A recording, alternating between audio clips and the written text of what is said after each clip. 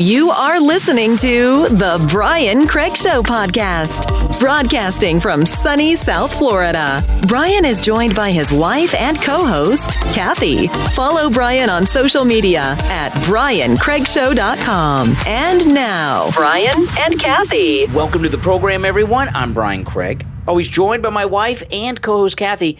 Thanks, everyone, for tuning in. And if you would like to have access to commercial-free editions of each and every episode of this exciting podcast, the Brian Craig Show podcast, become a Patreon supporter. Patreon supporters have access to commercial-free editions of each and every podcast episode. There's a link to our Patreon page in the episode description, as well as a direct link on my website, BrianCraigShow.com. All right, well, we got a lot to talk about today. Jen Psaki's last day. Candace Owens is trolling BLM. There's a whole bunch of stuff, and there's some major infighting going on at Fox News Channel and a whole bunch more on the show today, so stay tuned for all of that. Now, I had an experience this morning I want to tell you guys about. If you follow me on YouTube, on my YouTube channel, Brian Craig on YouTube, this morning I did something I've done before, but not for a long time, just because of the opportunity. On the weekends, every Saturday morning, I live stream on my YouTube channel. And what I usually do is I have a YouTube studio that our daughter created for me here in our home broadcast podcast studio. And it's a different live stream than I do during the week on the radio. I very detailed into the news. I show articles and videos. It's a much different thing. And I do take live calls on my Saturday morning live streams as well. But I had to go to the airport early this morning, drop someone off at the airport at 4:30 in the morning, and it was in Fort Lauderdale. And Fort Lauderdale is where I grew up, it's where Kathy grew up, and it's not that far from our house. But Fort Lauderdale Beach, I just believe, is the best beach in all of the world. It's the best beach I've ever been to. And I live streamed on YouTube the sunrise on Fort Lauderdale Beach right here in Ron DeSantis's free Florida. And something interesting happened, because this is the second time I've done a beach sunrise live stream on YouTube from Fort Lauderdale Beach, and today's was a little different than the last one, and it was very interesting. When I did the live stream last time, it's been many months. It's had to have been close to 6 months, I would say. When I was done with the live stream and I was walking down the sidewalk on the beach, a group of bicyclists came by, and of course I'm wearing my Make America Great Again hat, as I was wearing today as well. And if you watch me on my live streams and you ever see me in my red hat that says Make America Great Again really big, that's my favorite and very special Make America Great Again hat, because that hat has been seen in person by Donald Trump himself on multiple occasions. From the Beast at Mar-a-Lago to the Trump event I went to a few weeks ago. So he's seen that hat with his own eyes. Not that it matters to him, but it matters to me. I don't know, maybe 6 times in person with that hat on. Mm-hmm. So that's my special Make America Great Again hat. But anyway, your special hat. Yeah, we bury Brian in that exactly. Hat. 5 or 6 months ago, I live streamed the sunrise from Fort Lauderdale Beach around that time. If you go on my YouTube channel, maybe it was 4 months ago, but it was some time ago. And when I was done with the live stream, I'm walking back to my car down the sidewalk on the beach, and a group of bicyclists come by, and one of the bicyclists yells at me very loud as he's going by with, you know how these packs of bicyclists on the weekends, there's like 30 to 50 of them in a pack, and they go by, and one of them screams, "Take that effing hat off, a-hole." Screams at me at the top of his lungs. Brave guy, by the way, going by with his pack of bicyclists. Keep going. I turned around. He was long gone. And I thought that was pretty rude because for a number of reasons. I mean, I wouldn't do that. If I saw someone with a Biden-Harris hat on, I'd probably just feel sorry for them. But that area that I'm at is a tourist area. Tourists from all over the world come to Fort Lauderdale. And when that guy yelled at me, calling me an a-hole and the F, I could have been a tourist. If I was a tourist, I may never come back to Florida again. But anyway, so that was a few months ago, and I thought it was pretty hostile. And then today, when I was ending the live stream, you'll see some of this. I thought this was an interesting thing. You'll see some of this on the video itself. I'm on my live stream down by the water on the ocean. Same beach, same sidewalk. I'm walking on the same sidewalk back to my car where the guy's screaming at me, calling me profanities and all this stuff a few months back. And today, people are walking by me. They're looking over. They see the hat because this hat says "Make America Great Again" on it, as big as you possibly can have it on a normal size hat, right?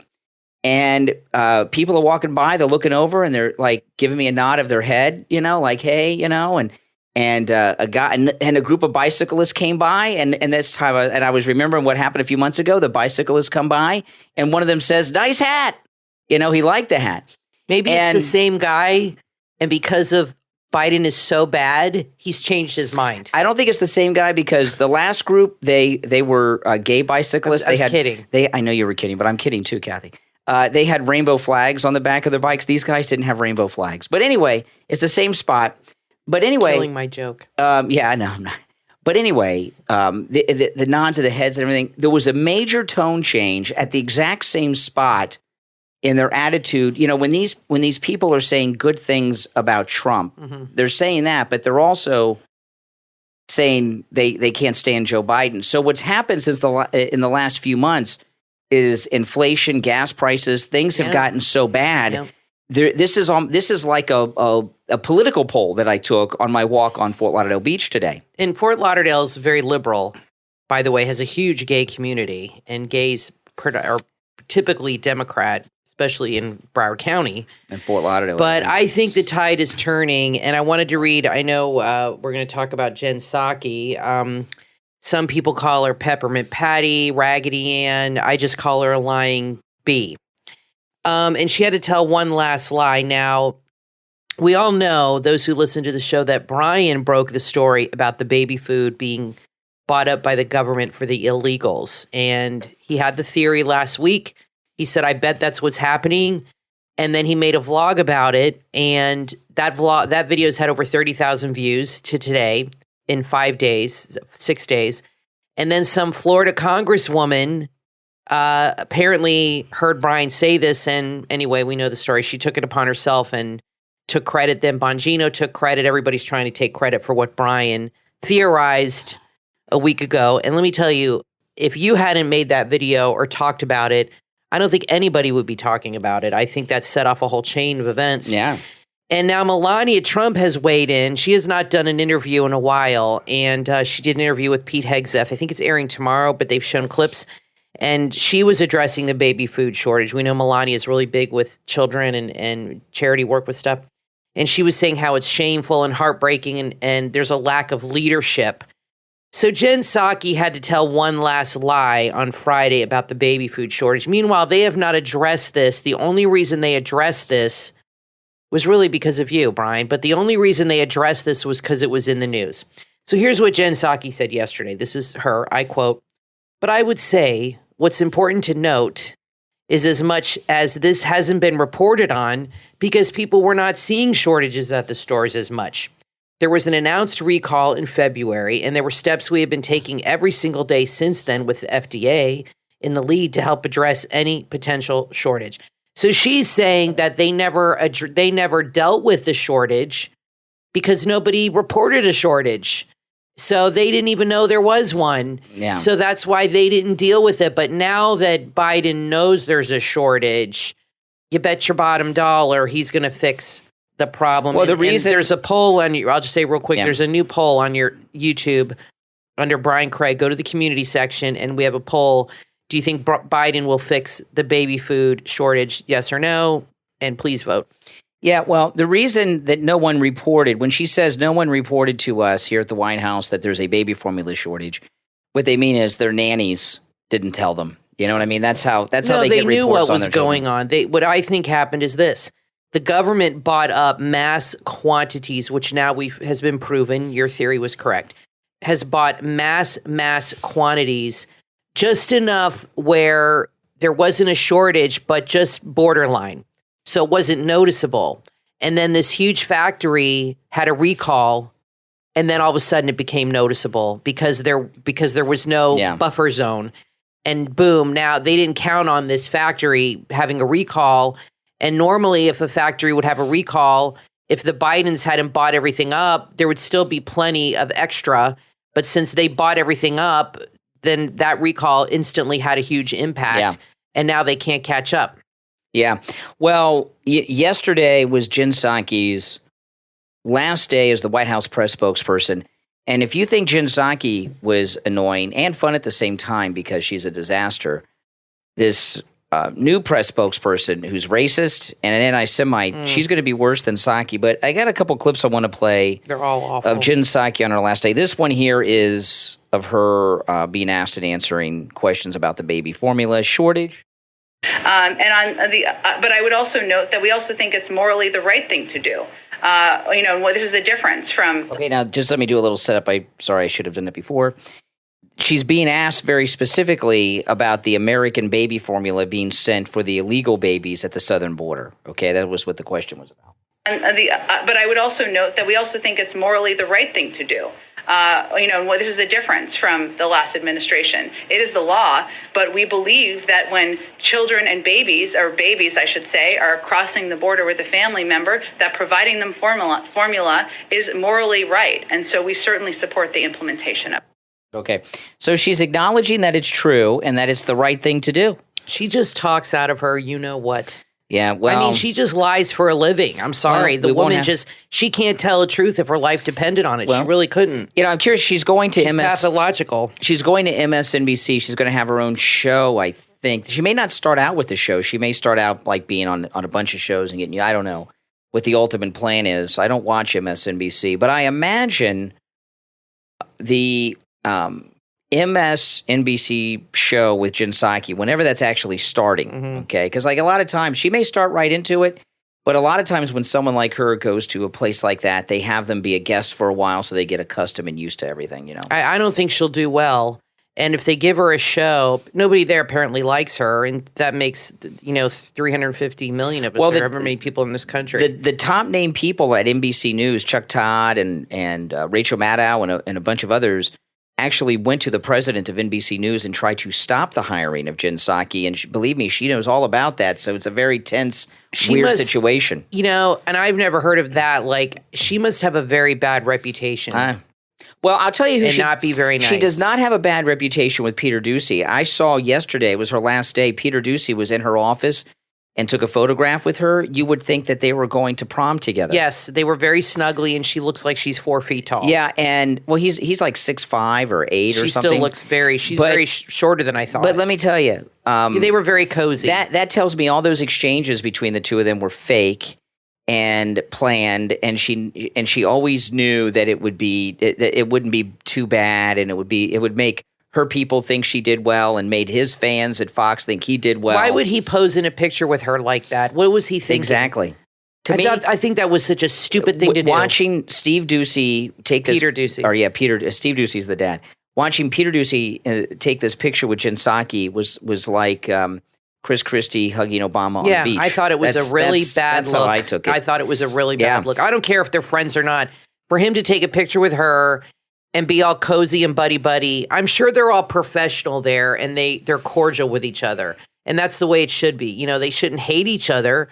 But I just thought that it was a bad move on his part because to the audience, it makes him look like a phony. Mm-hmm. Mm-hmm. Now, I have her goodbye in which she has to fight back tears during at the end of it. So let's play. This is the goodbye. Psaki's show, while I know most of you like me do not watch MSNBC. I don't watch it at all. We'll probably see clips of her, on Twitter and things like this, of things. But anyway, here's Jen Psaki's very long goodbye yesterday at the White House briefing room. This is my last briefing, and it is, Brian. And I wanted to start with a series of thank yous. I promised myself I wasn't going to get emotional. Whew. Okay. How self-serving. Thank you. I want to say thank you to the President and the First Lady.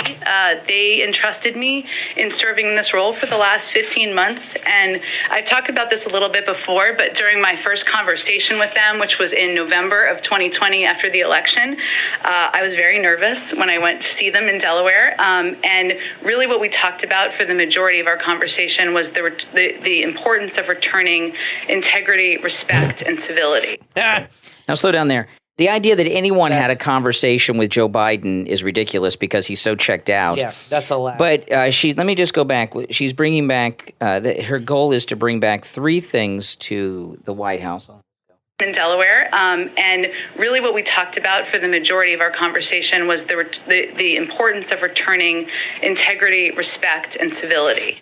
Integrity, respect, and civility. And lying your ass off. I mean, come on. Respect, integrity. There's no integrity with these people. We know all their scandals they're involved in. And She's got a lot of what this really means, we don't have to go through all the scandals of the Bidens and all that. What this means is that the establishment lost control of the White House for 4 years, and that's disrespectful, it's uncivil, and undignified. So she's not done. She goes on. To the White House, the small sliver of my job here in engaging with all of you, that doesn't not mean. Now, anytime someone like her does this thing like, oh, my little place here, they think they're the biggest person around, okay? That's a huge a cue for someone to say, no, Jen Psaki, you are so important, you are so big, you're such a big part of this. They actually mean the opposite, and it's a pathetic thing to try to get people to praise you. Haven't let our Irish side show, mine and the president's as well, from time to time. I recognize that. But on my best days, and as I look back, I hope I followed the example of integrity and grace that they have set for all of us and do set for all of us every day. And I'm incredibly grateful to them. I'm not going to get everyone here, but I want to thank, there is a Biden family that is extended and expanded far beyond the Biden named family. And that includes people who have worked. Oh my goodness! What a bunch of let me fast forward. This is worse than an Oscar acceptance speech. Oh my goodness! Speech. I know. These people are already the stars of the team, but they're going to be shining stars in the future, and I'll miss them a lot. Okay. Oh my God. I promised myself I was going to keep it together. I'm not. This is the last part of this. I want to thank all of you in this room. You have challenged me, you have pushed me, you have debated me, and at times we have disagreed. That is democracy in action. That is it working. Without accountability, without debate, government is not as strong. And you all play an incredibly pivotal role. Thank you for what you do. Thank you for making me better. Most importantly, thank you for the work every day you do to make this country stronger. And I am very grateful to all of you as well. So thank you for your role and to the role of your colleagues here and around the world. Now, I am sure that every White House press spokesperson when they leave does a goodbye. I have never seen one of them do this farewell speech. I fast-forwarded through a lot of that. This speech was I remember when Tony Snow was the White House press secretary. Yeah. And when he left, and that was sad because he was dying, literally dying of cancer. Yeah. And this was more self-serving. I mean, I don't think his was self-serving. He was literally saying goodbye. Like, I'm leaving Earth. Yeah. Goodbye forever.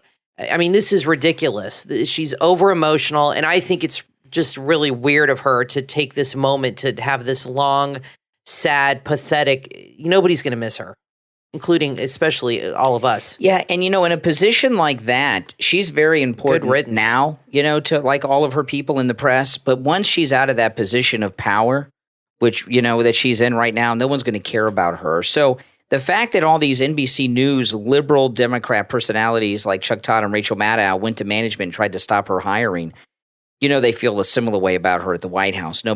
She's just for some reason not liked by people around her.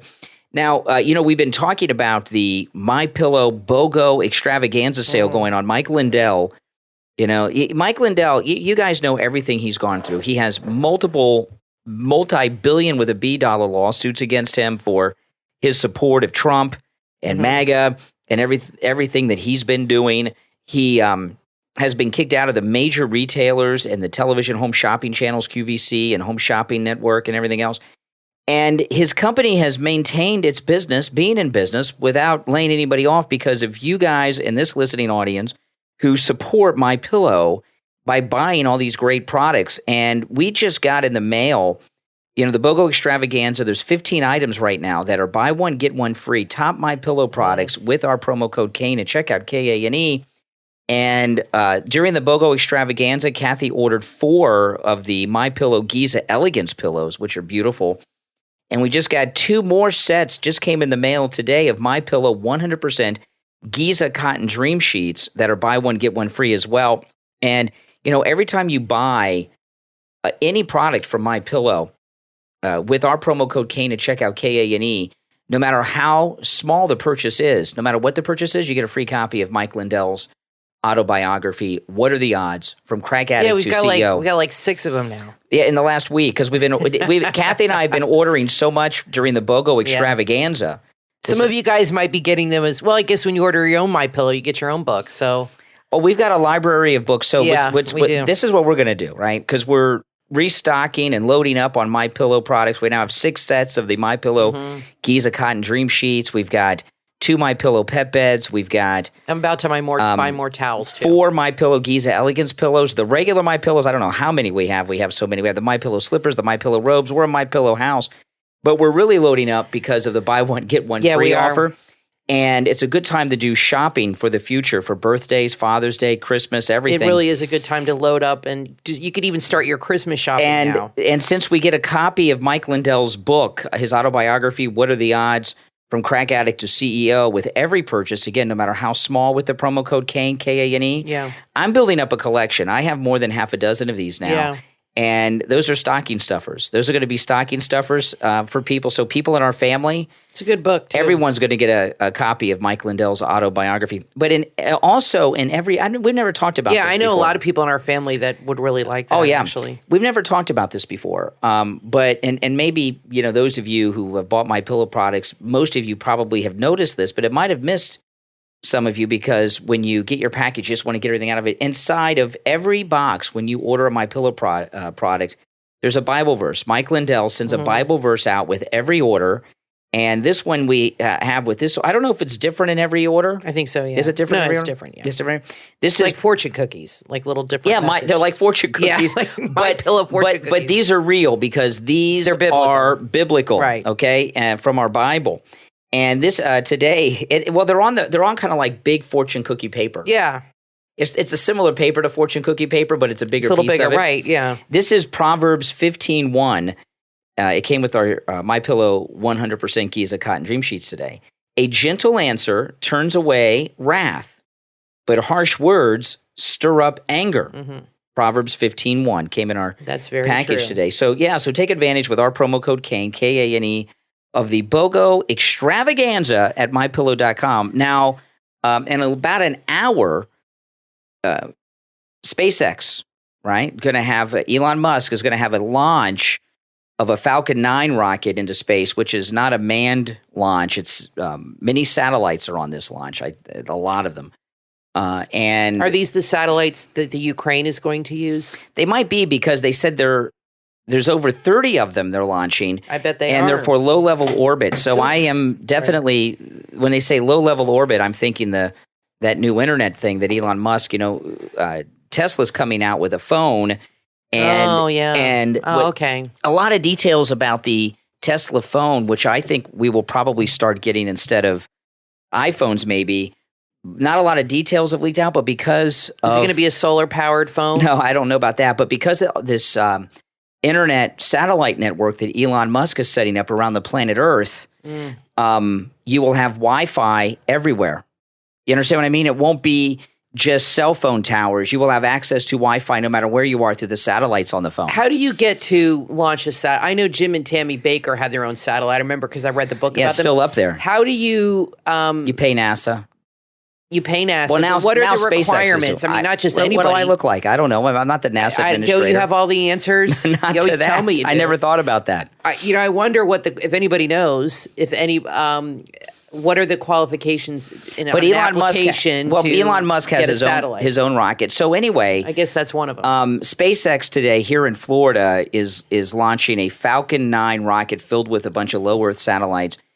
And our house is in the most perfect position to watch space launches for. We are directly due south of the launch pads at Cape Canaveral in Florida. And if I climb up on our roof, which I have a ladder. I have ladders, okay? I don't scale the building like Spider-Man.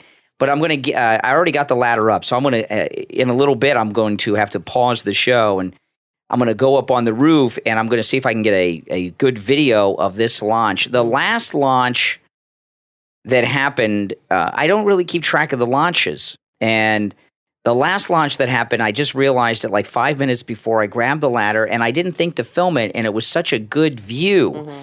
But this one, the Falcon 9, is not the biggest rocket, so I don't know how much I'm going to see with this one. If it's a nighttime launch, oh my goodness, if you see a nighttime space launch, it lights up the sky like fireworks. But we were in Orlando one time and out at night, and there was I don't think it was SpaceX. This was a long time ago. This was before there was SpaceX. A launch of whatever they were launching from NASA. It was satellite.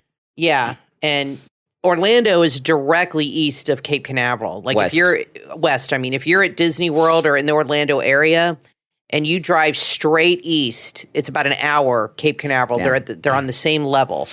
So we were in Orlando, and I think the valet parking guy was like talking to us. He said they're about to launch a rocket. So he said, look that way. Yeah. And we looked towards the beach.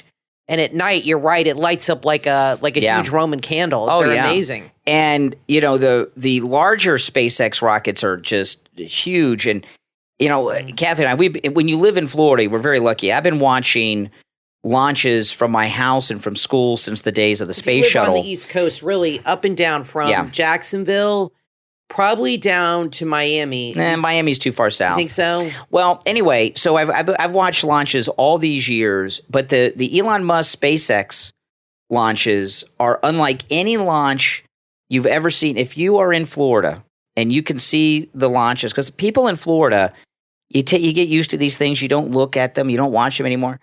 The SpaceX launches are so different because the rocket, it's not just reusable. Like on the space shuttle, they had the fuel tanks were reusable and they'd fall back to Earth.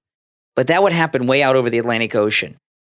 When SpaceX launches, the rocket, and all the SpaceX rockets, the rocket goes up, and then eventually there's separation of the stages for the capsule to head into space. The lower level large rocket lands, you've seen it land on a ship. Sometimes you see them land on the ground, but then on ships. It comes straight down in a controlled landing with like afterburners or retro rockets or something that are facing downward to guide it and navigate it. And you can see all of that when these things launch. And it's so different. And really, these Elon Musk SpaceXs are more exciting than the space shuttle launches because you get two events, right? You get the launch of the rocket, and then you get to see the big rocket come back and land on the Earth, and it's pretty cool. Listen, we're going to take a quick break. When we get back, there's a lot more to talk about. Don't go anywhere. I'm Brian, always joined by my wife and co-host Kathy. We'll be back right after this.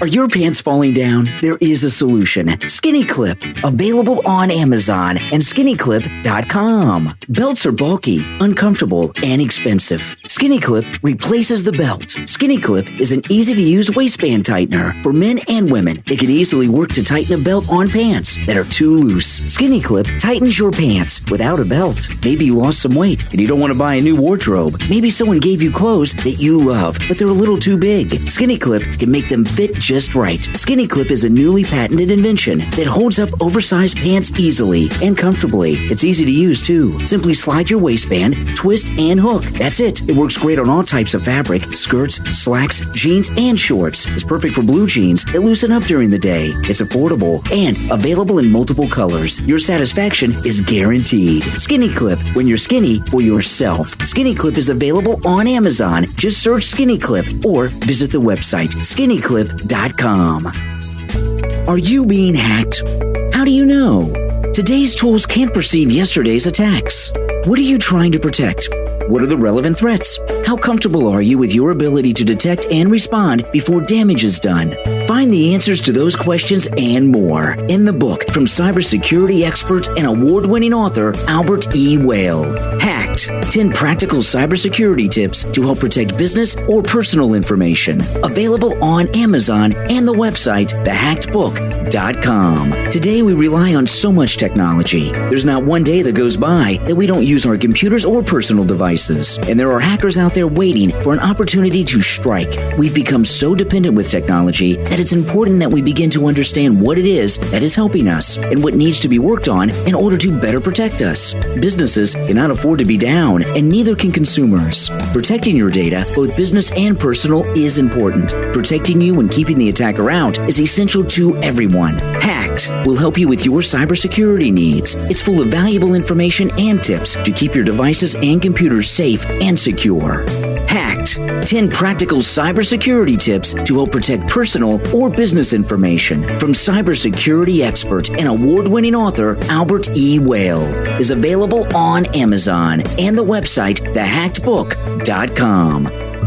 From author Jacqueline J. Schulman comes your next must-read book, When, If Not Now. Available on Amazon. Josh Green was considered a pillar of the strictly religious Jewish community of which he belonged in northwest London. He was revered by all, including his 5 children and 19 grandchildren. What would they think if they knew of the dark, haunting secret he had concealed from them for 15 years? At almost 70 years old, he has traveled to China on a sudden impulse in an attempt to unveil an enigma which has tormented him for a decade. A chance encounter in the Waldorf Astoria Hotel in Shanghai between Josh and Alistar Sylvester, a collector of rare Chinese snuff boxes and an expert on East Asian culture, who's on his own perplexing quest. They join forces and embark on a voyage of discovery, taking them to totally unexpected and unlikely destinations as they both attempt to unravel their own mystery. This is a book that you will not be able to put down. When, If Not Now, from author Jacqueline J. Schulman, is available in Kindle and paperback on Amazon. This book is perfect for book clubs. Order your copy right now.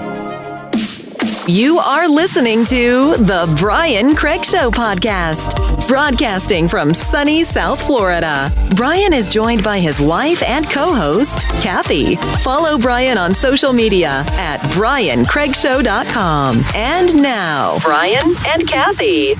Welcome back, everyone. I'm Brian Craig, always joined by my wife and co-host Kathy. So, this ultra MAGA thing that Biden started is really picking up. And, Biden, the Democrats, deplorable moment. Yeah, they're so good at branding and marketing of the MAGA movement, right? Because Hillary gave us deplorables, which we've embraced, and we've gotten 2 great ones just in the last few days from Biden. Ultra MAGA. His are better. And what did he call Trump? King of MAGA? Or the MAGA King? MAGA King. The MAGA King. Yeah, I love the that. Great MAGA King, the MAGA King. It's all wonderful stuff. And it's very funny. Well, listen to this though. This story came out of Mediaite, and I'm sharing this story. Mediaite is very, very liberal. Okay, they think Joe Biden saved the world, right? Right. I mean, isn't that crazy? Because Trump's not in the White House right now, and them being liberal is important to understand for this story, which it gives this story a lot of credibility because they're Biden lovers. In fact, I guess they think this makes them look, I don't know, but listen to this. It's a story they wrote on Ultra MAGA, and Biden's saying Ultra MAGA. President Biden's new line of attack on Republicans was apparently the result of liberal-funded research. Over the past week, Biden has repeatedly referred to his political adversaries as Ultra MAGA, referring to President Trump's Make America Great Again slogan. The label has quickly been embraced by the right, from lawmakers to President Trump. But according to the Washington Post, which is also liberal, right? So these are Democrats, the paper that brought you Watergate. But according to the Washington Post, the ultra MAGA messaging came from a 6-month research project from the liberal group Center for American Progress Action Fund and headed by top Biden aide Anita Dunn. Anita Dunn, she worked for Obama, and she's got this tick where she's always licking, her tongue comes out of her mouth, and she licks her. She does, I'm going to do it, Kathy, and you can, if there's a word that describes this tick, Anita Dunn, she does this thing with her tongue. She goes, Like a snake. Like she's talking. She'll be talking like this, and she'll do this with her tongue, and like a lizard, almost touch her nose. Yeah, that's Anita Dunn. The polling and focus group research. See, they focused and research group this. So who are they researching? How much did this cost of our money? Yeah, and who was the it? Democrats. Maybe they had MAGA in this focus group, because I'd say, hey, that's great. Ultra MAGA. You see, when I hear Ultra MAGA, it reminds me of Ultraman. You know, that Japanese live action show. Remember that show, guys? And he's a superhero who's a hero. The polling and focus group research by Hart Research and Global Strategy Group found that MAGA was already viewed negatively. Yeah, by them. Exactly. Not by us. More negatively than other phrases like Trump Republicans, the Washington Post reported. These people literally live on another planet. Meanwhile, I was talking at the top of the show about getting positive comments about my MAGA hat today on Fort Lauderdale Beach. I wear my MAGA hat all the time because in Florida, Ron DeSantis' free Florida is also sunny Florida, right? You hear in the open of the show, sunny South Florida, and the sun's out. So I wear a hat all the time. My daughter and I, we go places. I have my MAGA hat on. We're out to dinner. We're out here. We're out there. We're at the mall, and people just nonstop love your hat. Great hat. Nice hat. It's true. It amazes our daughter how many people compliment. Yeah. My daughter says people compliment your clothing, because the hat's a clothing. They compliment what you're wearing more than any other woman I've ever heard of getting compliments. I get that many compliments from the hat. So I don't know who was in this focus group, but anyway, idiots. I want to read that part over again because it's so absurd, right? The polling and focus group research by Hart Research and the Global Strategy Group found that MAGA was already viewed negatively. More negatively than other phrases like Trump Republicans, the Washington Post reported. I think they did their poll at Obama's birthday party. I guess, yeah. In battleground areas, more than twice as many voters said they would be less likely to vote for someone called a MAGA Republican than give me a break. Give me a break. They'd be less likely to vote for him. Exactly. I think that they had focus groups filled with MAGA people who pranked them, who punked them. I think so. The research also found that the description tapped into the broad agreement among voters that the Republican Party has become more extreme and power hungry in recent years. This is their own internal feelings and emotions at the White House. I don't think they polled anyone. I think that, you know what I think happened? I think the White House paid this Anita Dunn with the tongue tick that worked for Obama boatloads of money for this research and focus group that they never did. They just wrote down how they felt about MAGA and Trump. You understand what I mean? They stole the money. He talks about branding like this. Remember, he'll say they probably hired a focus group and paid $10 million to come up with that term. He's referred to that many times with the liberals. Yeah, because they're fake. This is how out of touch they are.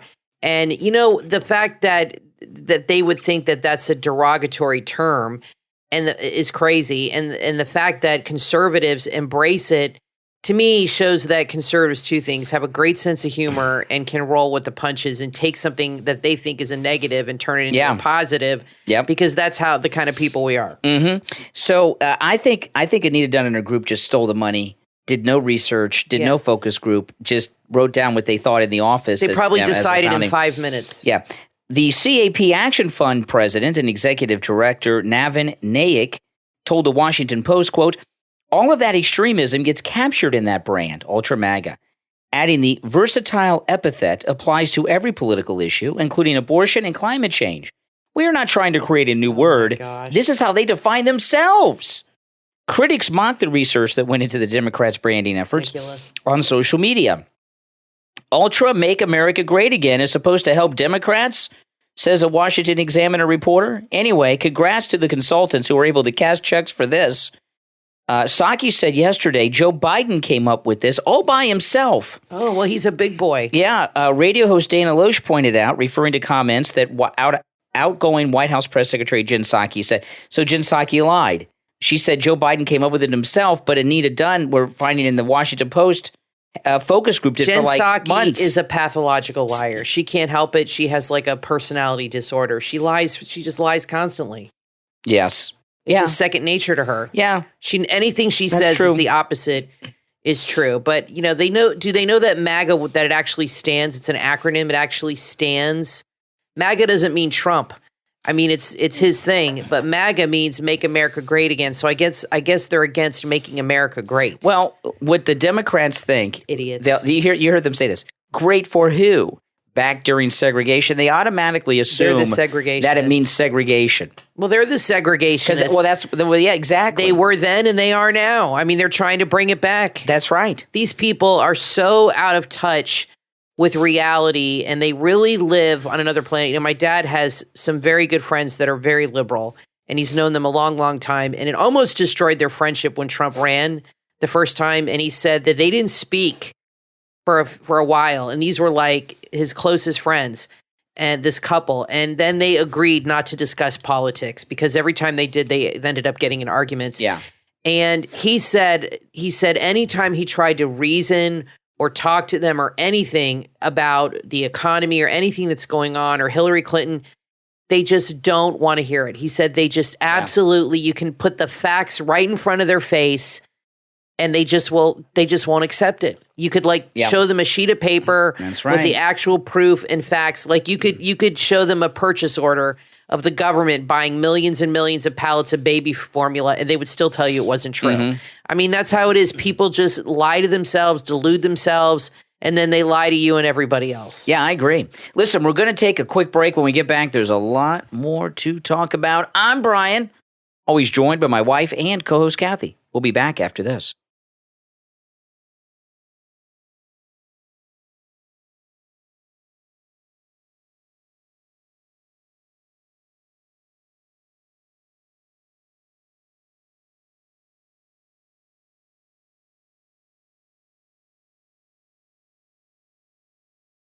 Welcome back, everyone. I'm Brian Craig, always joined by my wife and co-host Kathy. Thanks, everyone, for tuning in. So Candace Owens is doing something really amazing.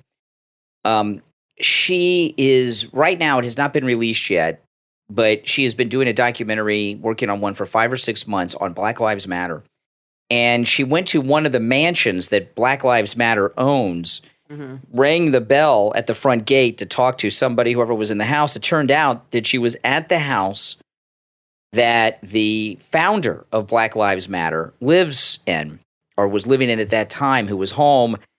And the Black Lives Matter founder went to Instagram, upset that Candace Owens came to the house. And I have some audio of both of them, the Black Lives Matter founder and Candace Owens, with this visit to the house. I'll play in a moment. But Candace Owens, she didn't get into the details of what the Black Lives Matter documentary main focus is, but I'm guessing a lot of the focus, because Candace Owens put out a YouTube video about this today. I think a lot of the focus of what Candace Owens is going to do are on these mansions that they own in the United States and Canada. They own millions, tens of millions of dollars in mansions. I think it's a really good idea for a documentary. And yeah, Candace Owens said on her YouTube video today, on her show that was released today, she described it as a money laundering operation. She said money laundering operation. That's obvious. And that's the whole point of the whole organization, is to just collect money. This is an interesting thing, because while this may not seem like very extreme of a way to go after Black Lives Matter, which is a terrible organization that causes all kinds of trouble, okay? They're very bad. Anti-police is bad. This will very likely bring down Black Lives Matter, and let me tell you why. There's a lot of people that are good people or consider themselves good people who support Black Lives Matter. Mm-hmm. They don't follow politics. They don't watch the news.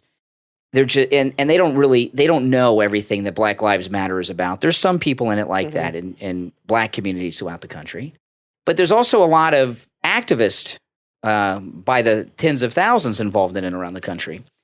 One thing that liberal Blacks talk about a lot are reparations. They feel reparations to the descendants of slaves is deserved. And that's why exposing this real estate scheme of Black Lives Matter is possibly going to bring them down, because they're spending tens of millions of dollars on homes for themselves. By the way, Candace Owens, when she exposed this, one of the Black Lives Matter founder homes has an airplane hangar at the house. What the heck? Do they have a plane too? She owns about 6 multi-million-dollar homes, including a mansion in Canada. Well, she said that Black Lives Matter has taken in $90 million in probably about, 5 years? And that we know of. That we know of, and nobody knows where the money went. Well, a lot of it went to these houses. homes and this woman. So the reason this may bring Black Lives Matter down is because there's such an obsession over reparations.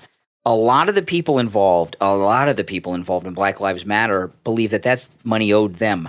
Well, I think it's they want their money. Well, true. You know what I mean? But I think you're not going to see Black Lives Matter around anymore because I don't think I don't know about that. No, because I don't think this woman, the founder, wants a spotlight on her. Oh, that's for sure. I don't think she wants to be in the news.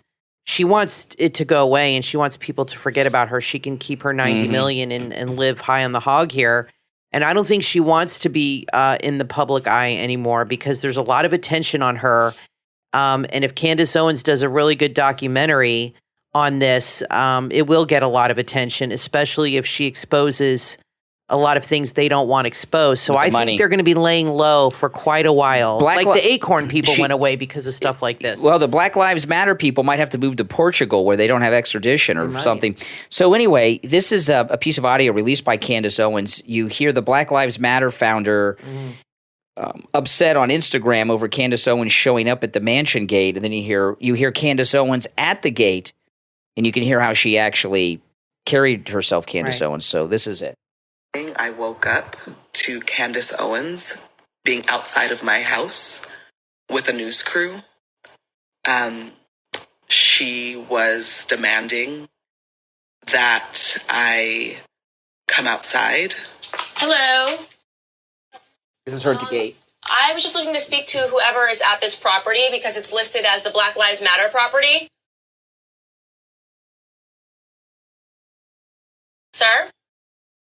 Security guard. The fact that she's came outside my house and demanded things, harassed me, is unacceptable. We're not trying to harass you. We'll gladly leave. We're just wondering if we can speak to anybody. Y'all, I really need my family to be safe.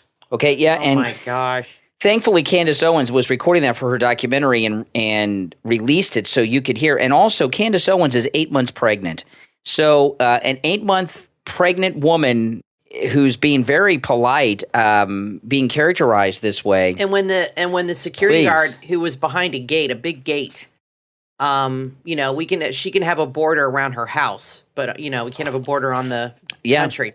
That's right. The security guard was behind this big gate, and he didn't say anything to Candace Owens. He walked away, and you know what Candace Owens did? She walked away. Mm-hmm. That's it.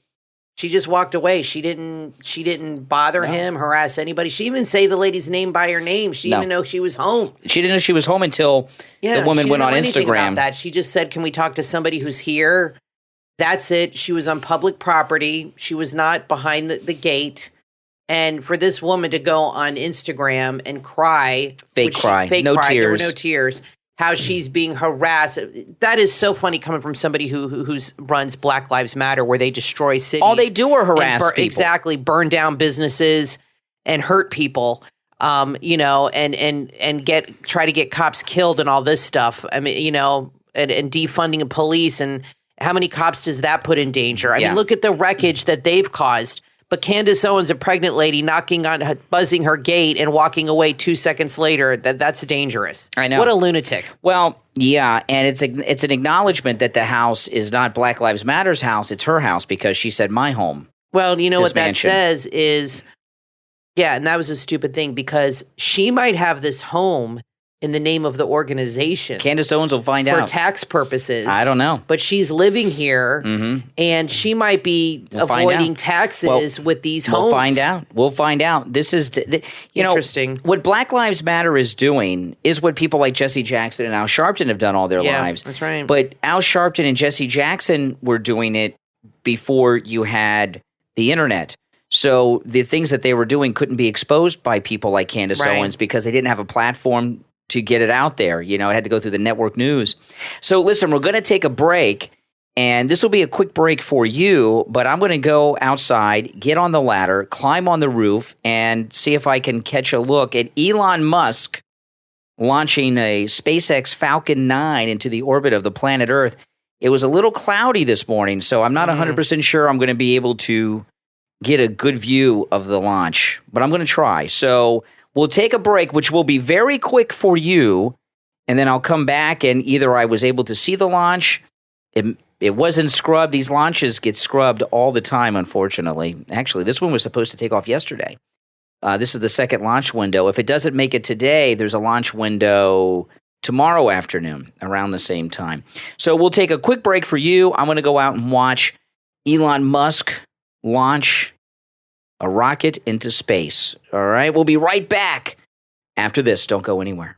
If you enjoy reading love and suspense novels, there's a 6-book series from author Jody Kay that you will want to add to your must-read list. Begin with Book 1 in the series, Lost, Saved by Love Book 1, available on Amazon. The last thing that Derek expected to find on the dirt road to his cabin is an unconscious, beaten, and bloody woman. Trying to keep her safe and help her regain her memory takes him on a different life course than expected. Lost is a romantic suspense novel, an intense, non-traditional love story that will take readers on a roller coaster ride of emotions. Author Jody Kay has written 6 books in the series, and when you read Lost, you will be hooked. Lost, Saved by Love Book 1 from author Jody Kay. Available on Amazon and Kindle and paperback. Order your copy right now. If you're an engineering student or young graduate, maybe you're studying engineering at college, or a newly graduated engineer ready to give it your all, but you have way more questions than answers, then there's a book that's essential reading for you. The View from Here, from author Reese Hugh Lumsden, available on Amazon. In this must-read book, you're not going to hear war stories or another speech about back in the day, but a respected colleague who gives advice presented in such a way that you can take action. You will find a mentor who is close enough in age to be connected to you, but who's senior enough to have demonstrated success in the industry, who understands the challenges you face in entering the workforce, in making sense of engineering, and knowing what it takes to get ahead. The View from Here is a book written with all of these issues and more in mind. Young Engineer of the Year and author Reese Hugh Lumsden offers frank guidance on navigating the early years of your engineering career through a combination of personal accounts and meticulously researched facts. The View from Here is written in an open and conversational style that is action-oriented and easy to understand, with over 70 quick and easy exercises that will help you build your skills. If you're learning to optimize your engineering career this very instant, then The View from Here is indispensable. Order your copy right now. Available in Kindle and paperback on Amazon. The View from Here, from author Reese Hugh Lumsden. From author Jacqueline J. Schulman comes your next must-read book, When, If Not Now. Available on Amazon. Josh Green was considered a pillar of the strictly religious Jewish community of which he belonged in Northwest London. He was revered by all, including his 5 children and 19 grandchildren. What would they think if they knew of the dark, haunting secret he had concealed from them for 15 years? At almost 70 years old, he has traveled to China on a sudden impulse in an attempt to unveil an enigma which has tormented him for a decade. A chance encounter in the Waldorf Astoria Hotel in Shanghai between Josh and Alistar Sylvester, a collector of rare Chinese snuff boxes and an expert on East Asian culture, who's on his own perplexing quest. They join forces and embark on a voyage of discovery, taking them to totally unexpected and unlikely destinations as they both attempt to unravel their own mystery. This is a book that you will not be able to put down. When, If Not Now, from author Jacqueline J. Schulman, is available in Kindle and paperback on Amazon. This book is perfect for book clubs. Order your copy right now. You are listening to The Brian Craig Show podcast, broadcasting from sunny South Florida. Brian is joined by his wife and co-host, Kathy. Follow Brian on social media at briancraigshow.com. And now, Brian and Kathy. Welcome back, everyone. I'm Brian Craig, always joined by my wife and co-host Kathy. Thanks so much for listening. Well, we're back. And I did climb up on the roof using my ladder to watch the SpaceX launch, and it was just too cloudy. It was a rainy day. The launch happened, but it is a rainy, stormy day here in South Florida where we are, and the cloud cover blocked me having any view of the SpaceX launch. So we took a break. I get up on the roof. I got up on the highest point of the roof and everything, and all the neighbors were wondering what's going on. But I did make a video of this, a vlog of my attempt to watch the SpaceX launch on the roof of my house. So, yeah, for those of you that are Patreon supporters, that video is available exclusively to Patreon supporters. I just posted, there's a link, that's a private link that Patreon supporters get to use to see that video. So you can see my vlog from the roof of the house trying to catch the SpaceX launch. I think you'll enjoy it. It's a short video, but I think you'll enjoy it. And our Patreon supporters, they get other perks other than exclusive Patreon-only vlogs, also commercial-free editions of each and every podcast episode. So if you'd like to become a Patreon supporter, there is a link in the description of this episode, a direct link on my website, briancraigshow.com. And you can message us directly and talk to us. And that's correct. We put up pictures and videos like I just did today. I put up some Trump wallpapers a few weeks ago. Yeah. For the phone, so we like to give you guys some perks. Yeah, and if you're a Patreon supporter and you haven't realized this, we do put up a lot of exclusive content, photographs, videos. Kathy said wallpapers. She made wallpapers for Patreon supporters, of course, MAGA Trump wallpapers for your phones, iPads, all that stuff, and of course, I want to thank all of our Patreon supporters for their support of the program, and our top Patreon supporters. Another perk, get a live on-air thank you shout-out on each and every podcast episode. So the names you will hear now are our top Patreon supporters. I want to thank Andrew and Connie, Christine, Gary, ETW, Chuck, D, Pamela, Jacqueline, Rick, Rich, and Nick. These are our top Patreon supporters. Thank you so much for your support. I was looking on the description from our last podcast episode, and there's a typo on the description. If you ever see a typo on a podcast description or anything, it's my fault. Okay, I have a lot of typos for some reason, but here's the typo. I spelled in the episode description. It's the last episode before this one. It's the episode before this one. The title: Woke Colorado Teacher. Oh, I hit the wrong button. What does it say? Woke Colorado teacher busted by parents. Remember talking about that? In the episode description, I was trying to spell become, but I spelled it BECOEM. So so if you see any typos, they're my fault. They're not Kathy's fault. I do all the typing for the podcast episode descriptions, and typos are pretty common. Mm-hmm. I do, especially with you. Yeah, with me. Yeah, they're not common with Kathy. They're common with me. I think I might be dyslexic because I always tell them double check. I do double check. I have some typos sometimes, but I double check. I was an English teacher, so yeah. I'm kind of used to double checking my grammar. I double check, and it happens. It happens. So I don't know. Maybe I am dyslexic. I've had a few typos. Yeah. So everybody does. It's no big deal. Of course, when Trump has a typo, it becomes a big national story. That's, to call him stupid. Yeah, exactly.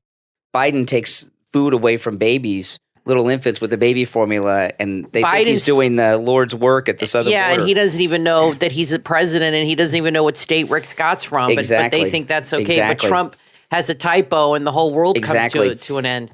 Now, I want to talk about something here before I forget, before we get back to some of the other topics, because I got some stuff here.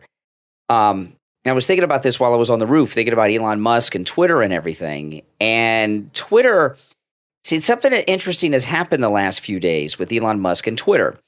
He's put things on hold slightly with the purchase, and what he has asked them to do is give an accurate count of how many users of Twitter on there are bots. And for those that don't know what a bot is, I'm sure most of you do, but some people may not. Bots are fake accounts that really are computers that are put out by people on Twitter. Twitter responded by saying that 5% or less of their users are bots.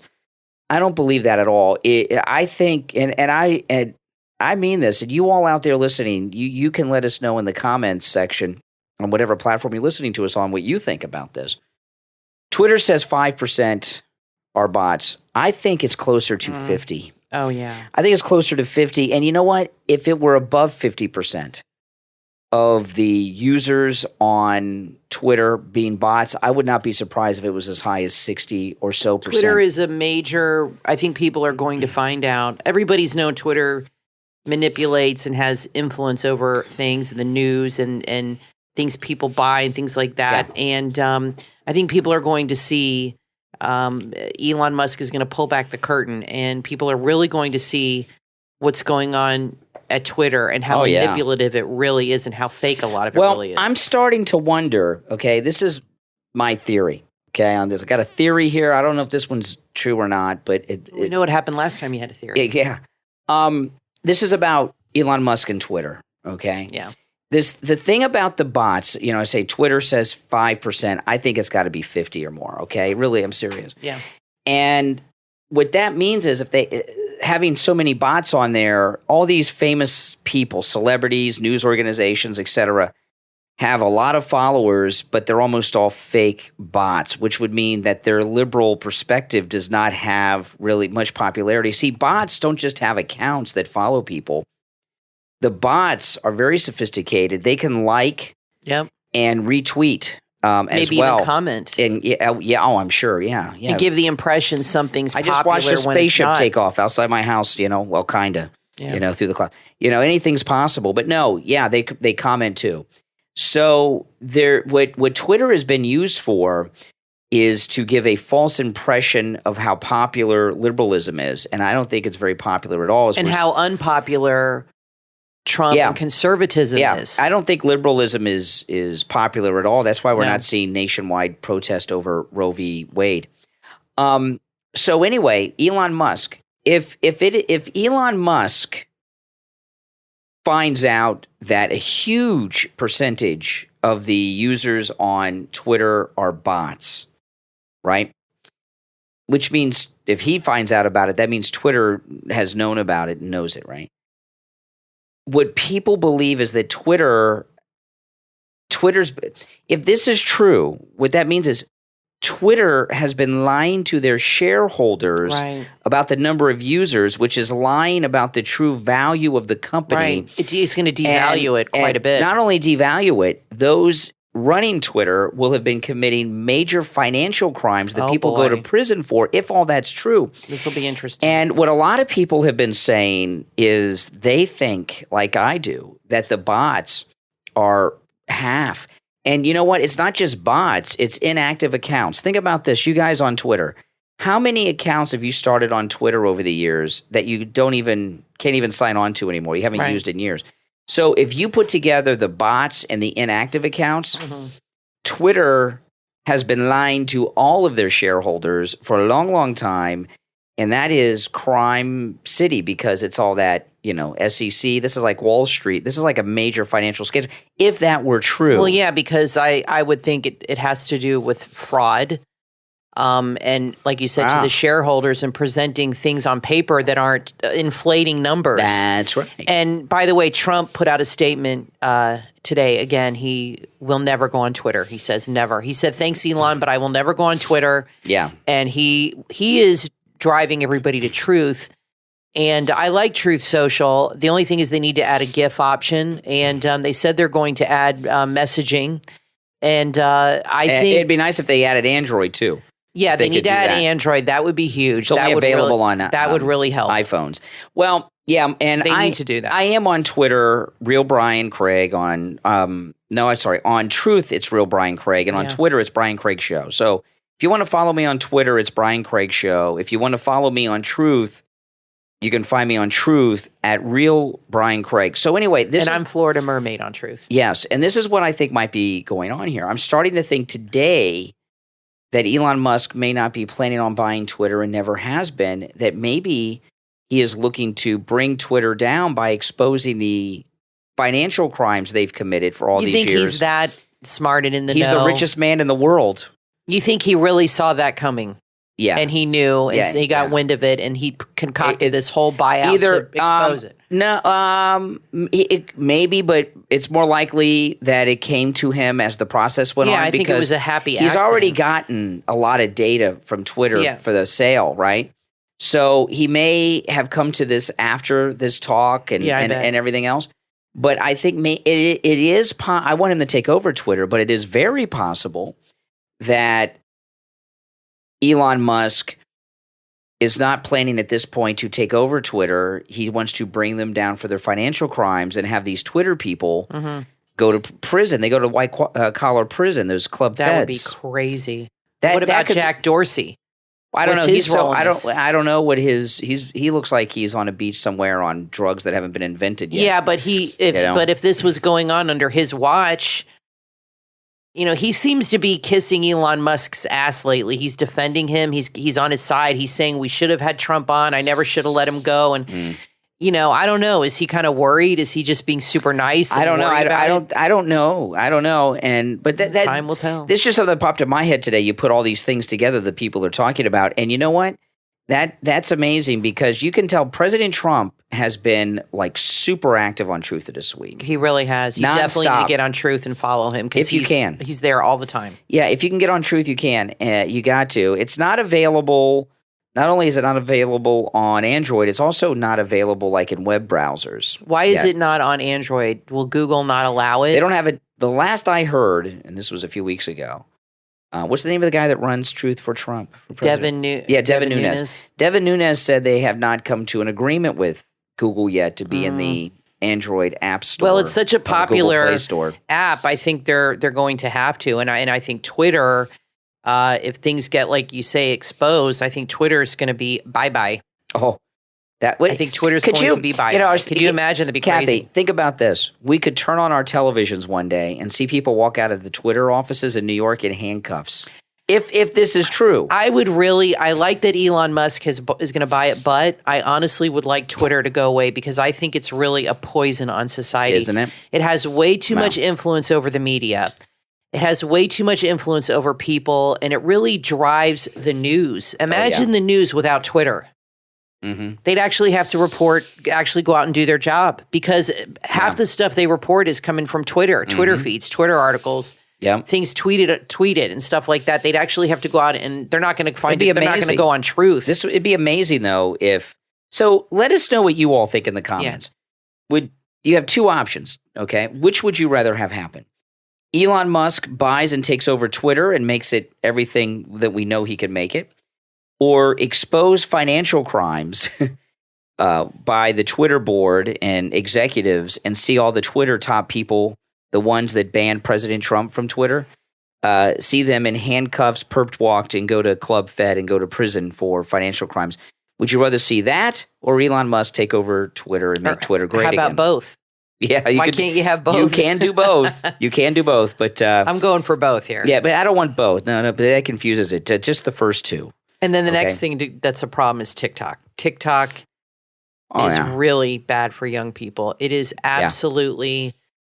Our daughter, I don't think she's active on TikTok, but I think she does have an account that she watches it. But I've never really seen her on it. My mom loves TikTok. She likes the animal videos, but there's a lot of stuff on TikTok that kids should not be watching. I'll tell you that. TikTok has an algorithm in it that is so smart. It is so addicting. If you watch one TikTok video, you can't put the phone down for like 6 weeks. I had it once. Can't. Yeah, I had it. It knows exactly what will keep you watching. It's true. I had it for about 3 months last year, and one day. And this is embarrassing to admit. One day I watched it and I was watching TikTok and 3 hours went by. Yeah. And I put the phone down and I deleted it. You know what it's like? I said, I need to read a book. See this? This is making me dumber by the minute. See if you think it's like this, okay? And this is true. The addictive nature of TikTok. It's like in that Percy Jackson movie when they go to Vegas and they go in that casino. And they have the Lotus. They have that Lotus plant and they're in there for days and they think they were only in there a few minutes. That's what TikTok is like. That's what it's like. That's a good movie, by the way. The first one, not the sequel. But yeah, so anyway, I think that very well may be Elon Musk, either his plan or his fallback position, exposing that. All right, listen, we're going to take our last break. Come back. We got a lot more to talk about. I'm Brian Craig, always joined by my wife and co-host Kathy. We'll be back right after this.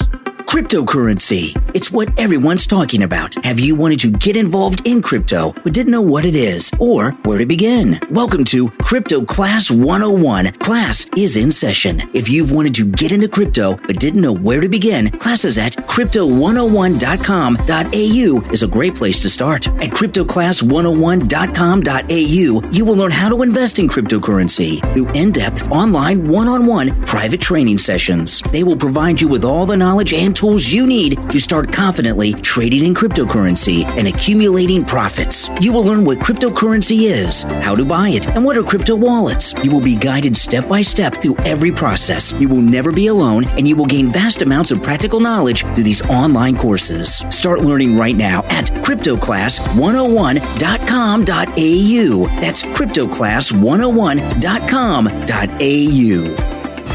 Watch out, there's a young psychopath on the loose at the World's Fair. In the book from author Herb Guggenheim, Resurrection 2020, recovering narcissist Skip Gershwin loses his teaching job and his condo on the same day. It's only through the intervention of his friend, who's a cognitive scientist, that he's saved from plummeting headfirst into a vortex of total despair. During this trying moment in his life, the one thing that sustains him is his strange fascination with the 1964-1965 New York World's Fair, the largest and most spectacular fair ever held in the United States. When strangers bring him a time machine, he gets the chance to travel back to 1964 and view the fair he visited as a child through newly opened adult eyes. Accompanied by two brilliant former students and his cognitive scientist friend, Gershwin is forced to confront evils that scarred America's past, stain its present, and threaten to annihilate its future. Resurrection 2020 from author Herb Guggenheim, available on Amazon. Order your copy right now.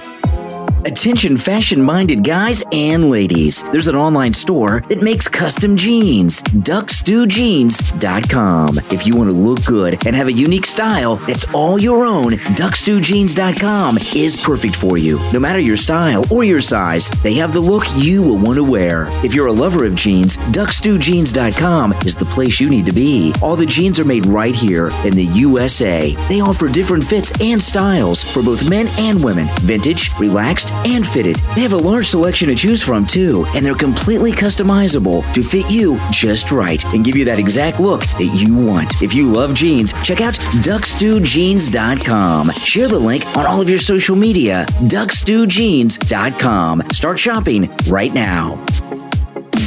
You are listening to The Brian Craig Show podcast, broadcasting from sunny South Florida. Brian is joined by his wife and co-host, Kathy. Follow Brian on social media at BrianCraigShow.com. And now, Brian and Kathy. Welcome back, everyone. I'm Brian Craig, always joined by my wife and co-host, Kathy. Thanks for tuning in, everyone.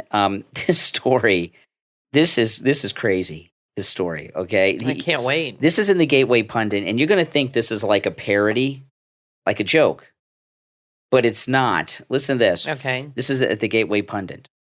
With the United States economy and foreign policy in tatters, like no baby formula, gas prices, all that stuff, inflation, almost 11%.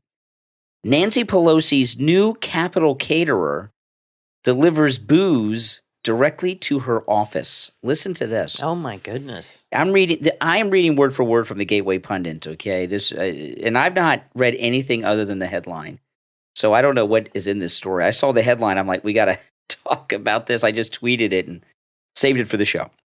So this is the article, the Gateway Pundit article. Nancy Pelosi has a history of ridiculous statements and positions. Now, with the U.S. economy and foreign policy falling apart, Nancy Pelosi is making it easier for lawmakers to access liquor at the U.S. Capitol. Now Nancy and her comrades, I like their writing at the Gateway, but comrades, don't have far to go to get their drinks. Members of the House of Representatives may now order beer, wine, and spirits. That's like shots and whiskey and stuff. Meanwhile, all on our tax dollars. Yeah, and have them delivered directly to their offices. A new development that could help lubricate those late-night budget negotiations. The perk is courtesy of Capitol Hill's new caterer, hospitality service agent giant Sodexo.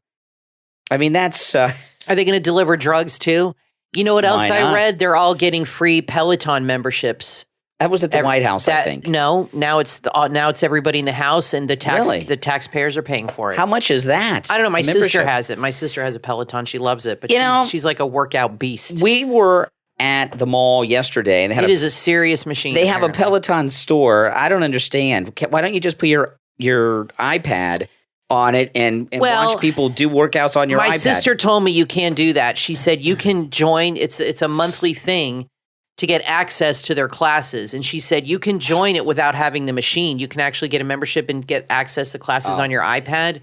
But I guess the machine does other things. Maybe it's like a walker, a stair mat. I'll have to ask her what the machine does. But she works out at Orange Theory and everything. Yeah. Like my sister's she's really strong. Could you imagine? Back to this thing with Pelosi though.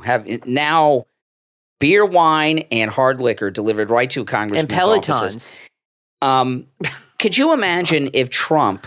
Crazy. Or even if the Republicans were in the majority. If the Republicans were in the majority, the media would be having a meltdown over this. Well, you know why Nancy's doing this? Yeah, because she's an alcoholics don't like to drink alone. Yeah, and a lot of times... they don't like to drink alone. That's the truth. If you're ever around people that are addicts, I've been around people that are addicts. I am not, except to coffee in the morning. Yeah, you're a caffeine addict. I drink a lot of coffee, too much. But... a lot of times addicts like Nancy Pelosi consider themselves functional, and she doesn't think there's anything wrong. But if you see her on TV, she's got a drinking problem. I guess she wants other people to start drinking so hers isn't so pronounced.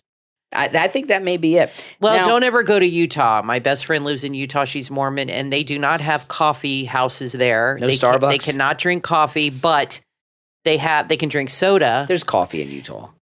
I'm not so sure, not but everyone in Utah is a Mormon. They have soda places where you can go and get different soda syrups, and they actually have soda bars. Oh, okay. It's hardcore.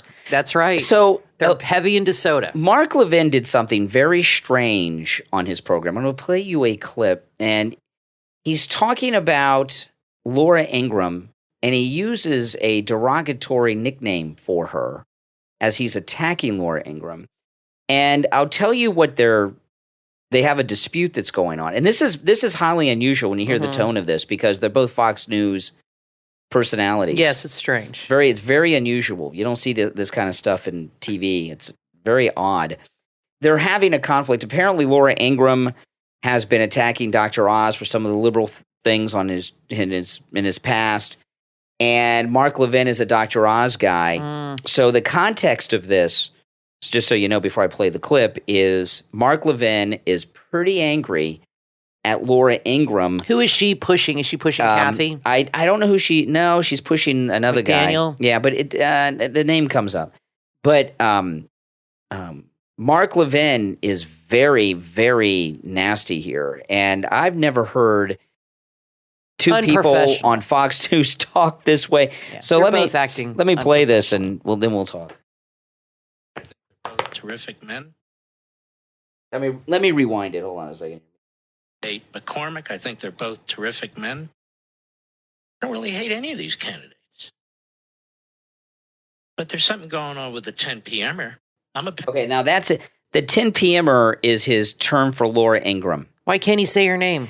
I don't know. That's pretty insulting and rude. That's very insulting. It's like she's not worthy of him saying her name. Well, then he attacks her credibility. This is very unusual for Fox News. This is some infighting. He must really hate her guts. This is some infighting that I don't know if we've ever seen on one of the cable news channels before, and no one's She's picked got up a on better this. show than him, I'll tell you that. Well, her show's better than his. Yeah, is it? I don't watch his. I like her show a lot. Yeah, I don't watch his show on the weekends. She's got good stuff. And she's on when I'm in bed, so I don't watch her either. No, she's got good stuff. Yeah.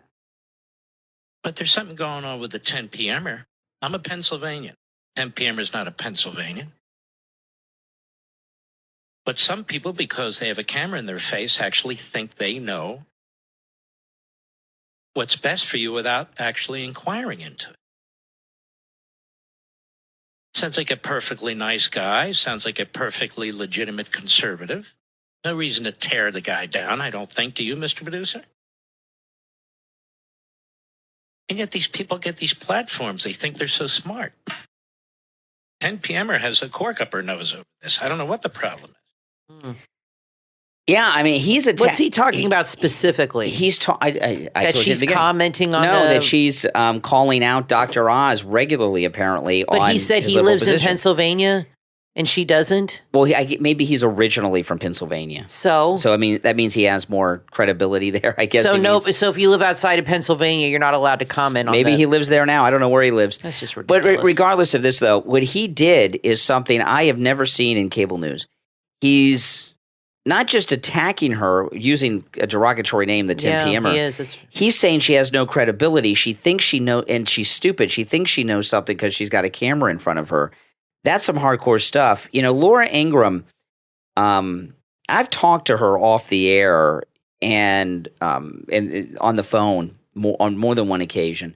And there's some things with her online that you can go and look up on YouTube. Mm-hmm. She does not handle stress well. No, she's had a few meltdowns.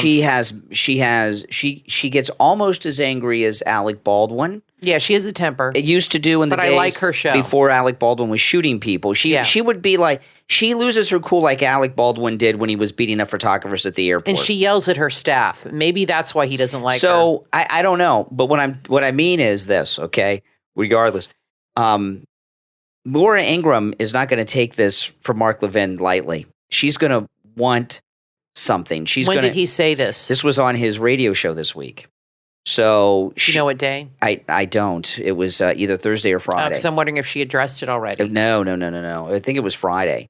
Well, regardless of that, no, she has not addressed it. I'll have to record her show. I'm not expecting her to address it on her show. I'm talking about off the air. Her doing.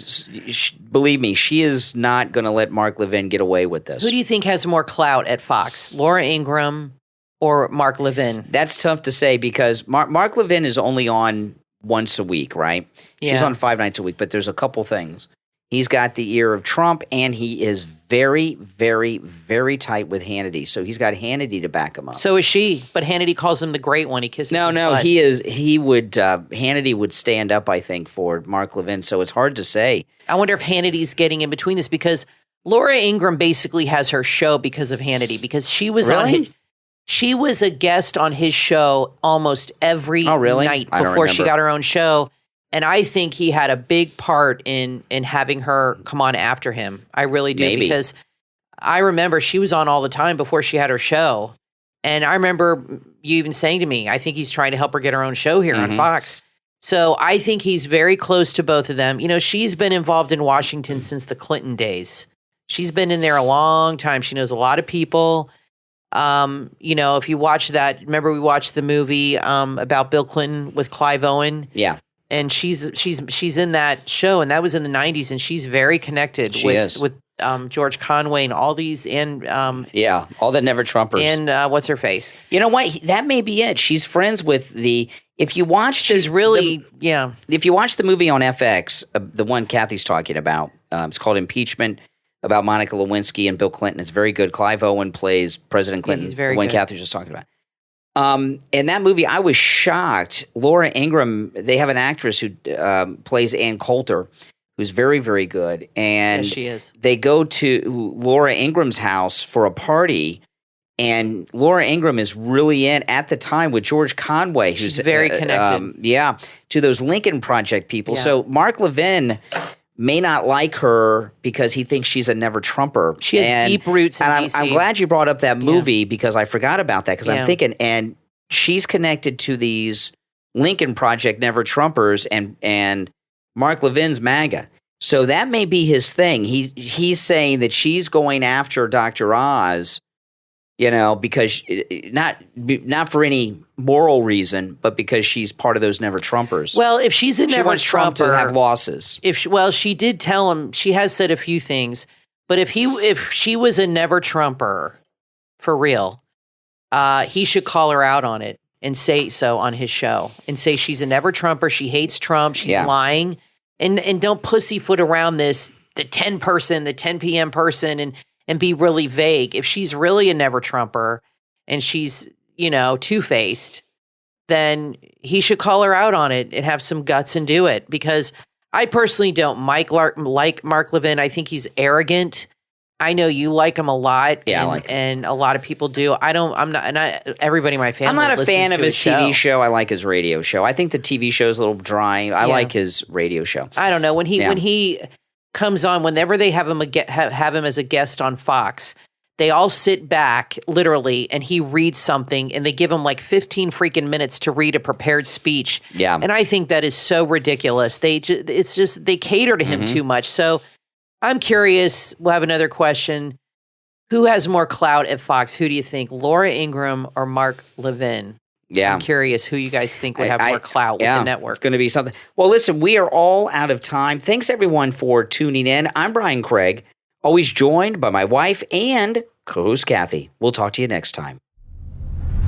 Now available on Amazon, the book from author Scott Maynard, A Test of Faith. A Test of Faith is not about an extraordinary man who overcomes adversity. It's about an extraordinary God who will guide us through all of our trials. If only we will let him. After his father's death and the remarriage of his mother to an abusive, manipulative man, the author dealt with his pain through alcohol, delinquent behavior, and excessive partying. Author Scott Maynard lost touch with his spiritual side for many years. However, it never left him completely. His faith would eventually return, helping to carry him through a broken marriage, single fatherhood, an unimaginable injury, and finally, miraculous healing. This book is perfect for book clubs and church groups. Order your copy right now. A Test of Faith from author Scott Maynard on Amazon.